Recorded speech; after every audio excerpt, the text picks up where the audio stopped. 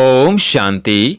आज 30 अगस्त 2022 की साकार मुरली। आज बाबा ने कहा, मीठे बच्चे, तुम्हें अब लाइट हाउस बनना है। तुम्हारे एक आँख में मुक्ति धाम और दूसरी आँख में जीवन मुक्ति धाम है। तुम सबको रास्ता बताते रहो। प्रश्न, अविनाशी पद का खाता जमा होता रहे, उसकी विधि क्या है? उत्तर, सदा बुद्धि में स्वदर्शन चक्कर फिरता रहे, चलते फिरते अपना शांति धाम और सुख धाम याद रहे, तो एक तरफ विकर्म विनाश होंगे और दूसरे तरफ अविनाशी पद का खाता भी जमा होता जाएगा। बाप कहते हैं तुमको लाइट हाउस बनना है। एक आँख में शांति धाम और दूसरी आँख में सुख धाम रहे। गीत है, जाग सजनियाँ जाग। ओम शांति। मीठे मीठे बच्चों ने मीठा मीठा गीत सुना। अब जो गाने वाले हैं वो तो जरूर कोई फिल्म के होंगे। ज्ञान के बारे में, देवताओं के बारे में व परमात्मा के बारे में जो कुछ भी गाते हैं वो उल्टा ही गाते हैं। इसको कहा ही जाता है उल्टी दुनिया। अल्लाह बैठ समझाते हैं, तुम तो माया की फांसी पर लटके हुए थे। माया ने सब बच्चों को उल्टा लटका दिया है। बाप आकर बच्चों को सुलटा बनाते हैं। गीत कितना अच्छा है। यो कौन कहते हैं जाग सजनियाँ जाग, और तो कोई कह ना सके सारी दुनिया की सजनियों के लिए। जाग सजनियाँ, अब नवयुग आया। दुनिया में कोई ऐसा मनुष्य नहीं होगा जो ये जानता हो। माया ऐसी है जो कितना भी समझाओ तो भी समझते नहीं हैं। तुम बच्चे जानते हो अब नया युग, नए देवताओं की बादशाही स्थापन हो रही है। यह भी समझते हो कलयुग के बाद जरूर सतयुग आना है। तो इससे सिद्ध होता है कि भगवान को भक्तों के पास आना ही है। भगत चाहते भी हैं भगवान से मिले, तो समझना चाहिए कि भगवान बरोबर आएगा। आधा कल भगत तड़पते हैं तो कुछ तो देंगे ना। भगत जानते हैं भगवान जीवन मुक्ति देते हैं। वह पतित पावन ही सबको पावन बनाएंगे। तुम बच्चे जान गए हो सब माताएं पावन कब बनती है। सतयुग में तुम पावन रहते हो, बाकी सब आत्माएं निर्वाण धाम में रहती है। तुम पावन युग में आते हो। निर्वाण धाम को युग नहीं कहेंगे, वह तो इन युगों से पार है। ऐसी सी बातें तुम बच्चों की बुद्धि में है। बरोबर हम परम धाम में रहते हैं। युग यहाँ होते हैं, सतयुग त्रेता, यह नाम ही यहाँ के हैं। विनाश भी गाया हुआ है, त्रिमूर्ति भी दिखाते हैं। वो लोग त्रिमूर्ति के नीचे लिखते हैं सत्यमेव जयते। यह रूहानी गवर्नमेंट है ना। नॉन वायलेंस शक्ति सेना भी गाया हुआ है, परंतु सिर्फ नाम मात्र। तो तुम्हारा भी कोर्ट ऑफ आर्म्स होना चाहिए। तुम ब्रह्मा, विष्णु, शंकर के नीचे लिख सकते हो सत्यमेव जयते। बच्चों की बुद्धि में आना चाहिए कि हम पांडव गवर्नमेंट के बच्चे हैं। प्रजा अपने को बच्चा ही समझती है, तो यह बुद्धि में आना चाहिए कि कैसे कोर्ट ऑफ आर्म्स बनाए। ये है ही ब्लाइंड फेथ की दुनिया। जो देखते रहेंगे सबको भगवान कहते रहेंगे, तो अंधश्रद्धा हुई ना। कण कण में भगवान कह देते हैं। वास्तव में जो भी मनुष्य मात्र है सबका पाठ अलग अलग है। आत्मा शरीर धारण कर पाठ बजाती है। ऐसे थोड़ी कह देंगे कि सब भगवान ही भगवान हैं, तो क्या भगवान ही लड़ते झगड़ते रहते हैं? यह तो है 100% अंधश्रद्धा। नया मकान बनता है तो कहेंगे 100% नया, पुराने को कहेंगे 100% पुराना। नया भी भारत था, अब तो पुरानी दुनिया है। कितने अनेक धर्म हैं, रात दिन का फर्क है ना। जरूर सतयुग में सुख ही सुख था, देवताएं राज्य करते थे। अभी तो इस पुरानी दुनिया में दुख ही दुख है। अभी कितना दुख होता है सो तुम आगे चल देखेंगे। गाया हुआ है मिरुआ मौत मलू का शिकार। उन्होंने सिर्फ लिख दिया है, समझते कुछ भी नहीं। मनुष्यों को मारने में किसको तरस थोड़ी आता है। ऐसे ही कोई कुछ कर दे तो पुलिस केस कर दे। यह देखो कितने बॉम्ब शादी बनाकर एक दो को मारते रहते हैं। रोज लिखते रहते हैं फलाने फलाने स्थान पर इतने मरे, उन्हों पर केस करे। यह किसकी बुद्धि में भी नहीं है। अभी तुम जानते हो यह है पुरानी पाप की दुनिया। सतयुग है नई दुनिया। सतयुग त्रेता में कोई किसको दुख नहीं देते। नाम ही है स्वर्ग, हेवन बहिष्ट। हिस्ट्री में भी पढ़ते हैं, वहाँ तो अथाह धन था जो मंदिरों से भी लूट कर ले गए हैं। तो जिन्होंने मंदिर बनाए होंगे वो कितने धनवान होंगे। सोने की द्वारिका दिखाते ना, कहते हैं समुद्र के नीचे चली गई। यह तो तुम समझते हो ड्रामा का चक्र कैसे फिरता है। सतयुग नीचे हो, कलयुग ऊपर आ जाता है। यह चक्र फिरता रहता है। चक्र का ज्ञान भी तुमको है। चक्र भी बहुत लोग बनाते हैं, परंतु आयु का किसको पता नहीं है। रियल चक्र तो कोई बता ना सके। तुम्हारी बुद्धि में सारा चक्र है, इसलिए कहा जाता है सौदर्शन चक्र फिराते रहो तो तुम्हारे विकर विनाश होंगे। यह है ज्ञान की बात। तुम जानते हो हम सौदर्शन चक्र फिराते रहते हैं, इससे हमारे विकर विनाश होते जाएंगे और दूसरे तरफ अविनाशी पद का खाता जमा होता जाएगा। फिर भी कहते हैं कि हम सौदर्शन चक्र घुमाना भूल जाते हैं। बाप कहते हैं तुमको लाइट हाउस बनना है। लाइट हाउस रास्ता दिखाते हैं ना।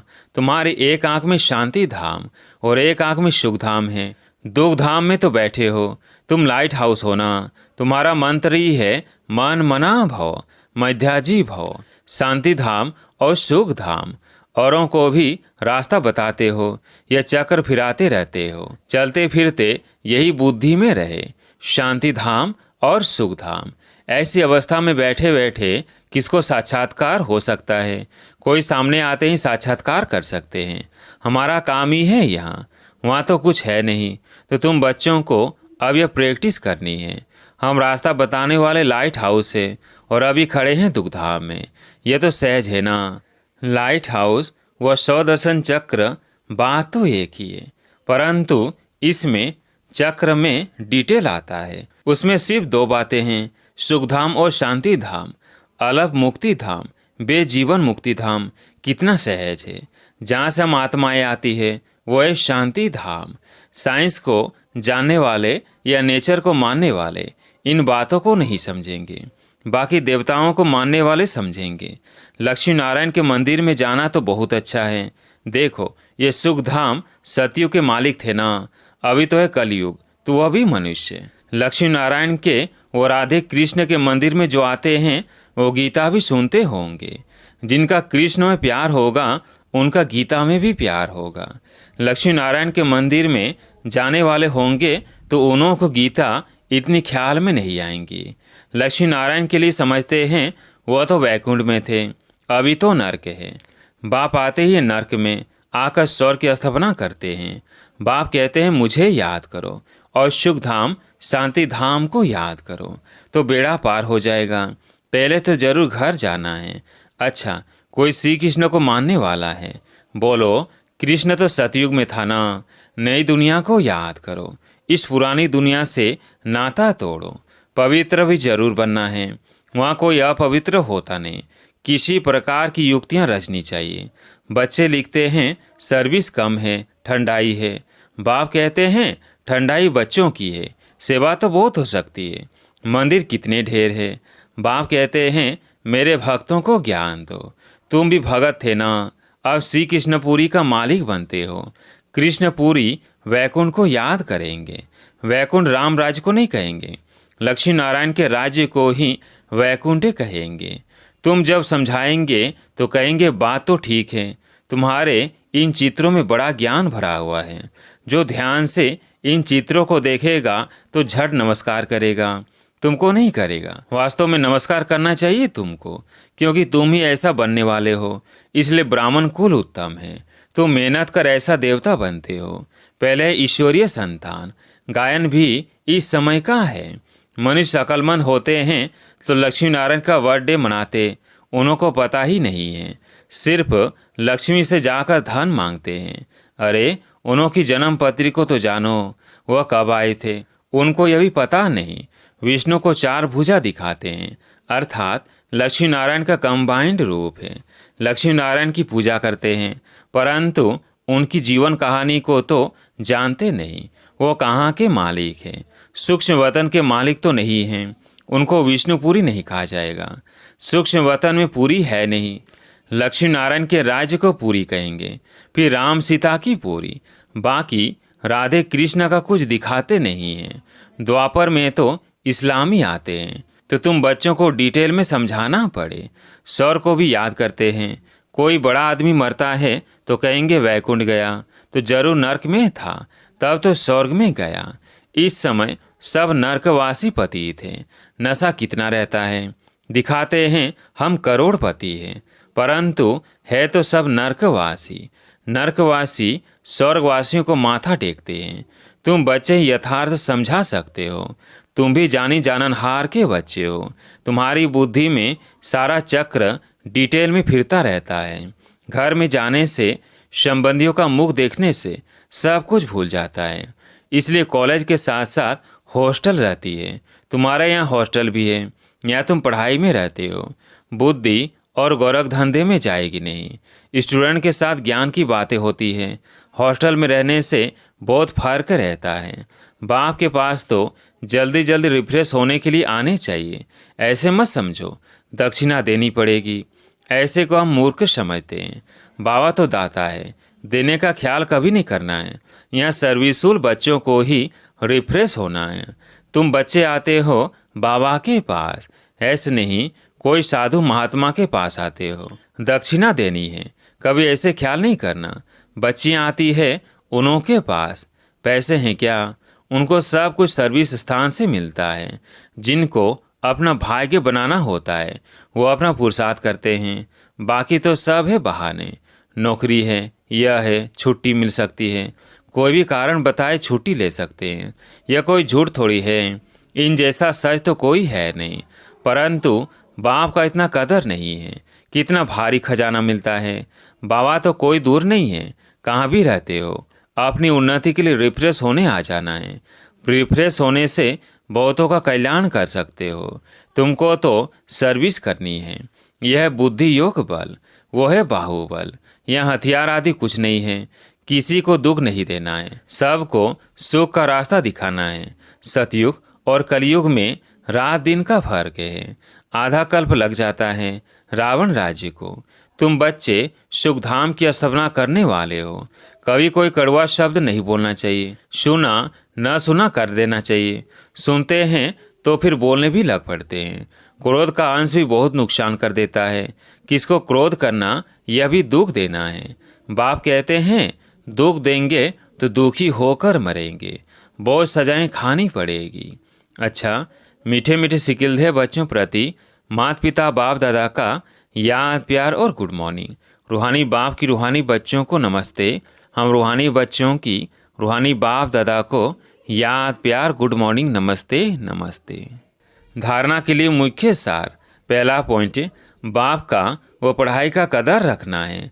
समय प्रति समय स्वयं को रिफ्रेश करने की युक्तियाँ निकालनी हैं। बहुतों के कल्याण के निमित्त बनना है। दूसरा पॉइंट, आपस में ज्ञान की ही बातें करनी है। क्रोध का अंश भी निकाल देना है। कोई कड़वा शब्द बोले तो सुना न सुना कर देना है। आज प्यारे मीठे बाबा का वरदान, परवश आत्माओं को रहम की शीतल जल द्वारा वरदान देने वाले वरदानी मूर्त भव। परवश आत्माओं को रहम के शीतल जल द्वारा वरदान देने वाले वरदानी मूर्त भव। यदि कोई क्रोध अग्नि में जलता हुआ आपके सामने आए तो उसे परवश समझ अपने रहम के शीतल जल द्वारा वरदान दो। तेल की छींटे नहीं डालो। अगर किसी के प्रति क्रोध की भावना भी रखी तो तेल की छींटे डालें। इसलिए वरदानी मूर्त बन सहनशीलता की शक्ति का वरदान दो।